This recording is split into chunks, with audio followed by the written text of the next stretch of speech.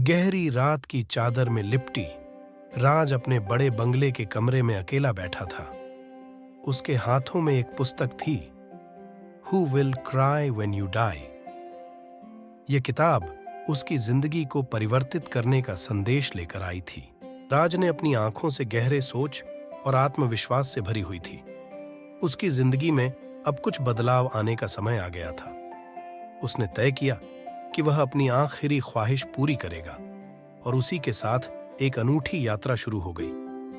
पहले मिनट में राज ने अपने दिल की बातें एक पत्नी को लिखने का निर्णय लिया। उसने उसे अपने सपनों, आशाओं और जज्बातों के बारे में बताया, जिन्होंने उसकी जिंदगी को संजीवनी की तरह छू लिया था। रात के अंत में वह दिल से मुस्कुराए और अपनी पत्नी को उसकी आंचल में लिपटाकर सोने की आजादी को महसूस करने लगा। दूसरे मिनट में वह अपने बच्चों के साथ समय बिताने का निर्णय लिया।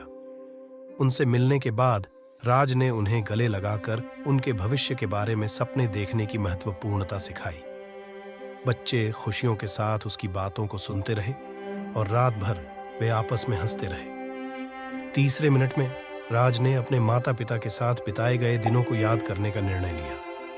उनके चेहरों पर मुस्कान, उनकी ममता और पिता की मासूमियत ने राज को एक नए रूप में जीने की प्रेरणा दी। चौथे मिनट में राज ने अपने दोस्तों के साथ मिलकर बीते दिनों की बातें याद करने का निर्णय लिया। वे सभी मिलकर हंसते हुए गुजरे हुए लम्हों को ताजगी से याद करने लगे। अंत में राज ने अपने आत्मविश्वास को सुधारते हुए उसने अपनी आखिरी ख्वाहिश को पूरा किया। उसने समझा कि खुशियों और संगीत के बीते लम्हों का महत्व समझा और उसने अपनी जिंदगी को पूरी तरह से बदल दिया।